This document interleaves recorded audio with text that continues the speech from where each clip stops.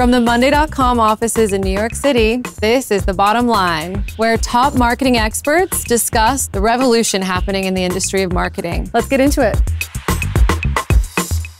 We've talked about bloat in some capacity where there's an abundance, right? But we haven't yet talked about the grind and the fact that many of our teams are burning out. So are you seeing that with either the companies you've worked at or advised? Is it just the marketing team or is it across the business? This is the way of an evolution of companies growing. You get bigger and then we have to get smaller because the world shifted or something happened, macroeconomically, and we all have to pivot.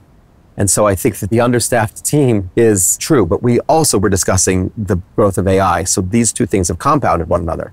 And so everyone's like, well, given that you have AI, you should be able to make it with a smaller team. And frankly, maybe. So I am a big believer in figuring out where the most important prioritization elements are.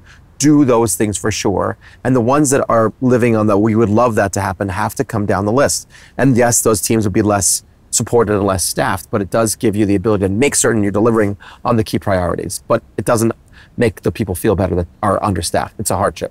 I have this belief that I'm always trying to do as much of my boss's job that he'll let me do, the CEO of the company. And I'm always trying to figure out, well, what is he working on that I can lean up into and try to sort of take a little, kind of just take this piece from you and just do it. And I think if everyone, young and mid-level managers, all had that instinct, there would be a learning that could happen. So yes, we're understaffed, but I believe that the learning opportunity is so great right now, specifically with the evolution that we're going through, that it gives you an opportunity to try to do more and try to learn more. Even if you're understaffed, it's a chance to grow and learn. I don't know if every company is the same as the companies that I worked at, but in my experience, every time I've heard we are understaffed, we haven't been understaffed. We have been using our resources not in the best way. I think the professional setting is set up in a way, most companies, where if you're a high achiever, your reward is a team. And not everybody needs a team. Not everybody likes managing people. If you're managing people, you spend a lot of time managing those people. And if we only reward with a higher pay and higher title, if you have a team, it's very rare that you're an individual contributor and you're like a C-suite or an SVP. It's like, we're gonna give you more people.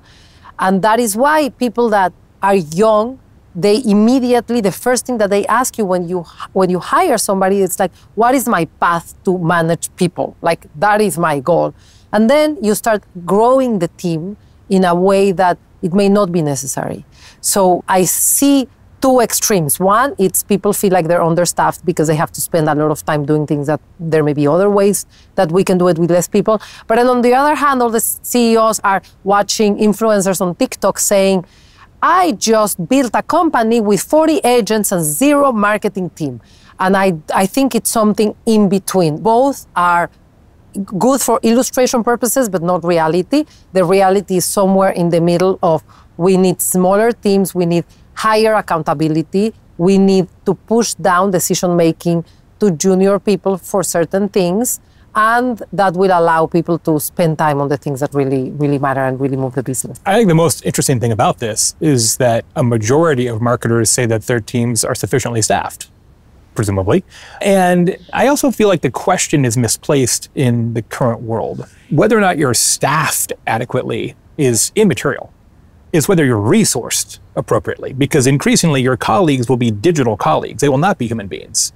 And whether you have enough of those and who manages those people, and that your org chart isn't an org chart in terms of jobs and people, it's a work chart in terms of what jobs need to be done and are humans doing those jobs or technology tools doing those jobs, right? I was at a conference recently, an HR event, and it was all about how do HR professionals manage digital colleagues. What happens when your chatbot asks for time off, right? Like, it's just like the whole thing is like blowing my mind, right? Yeah.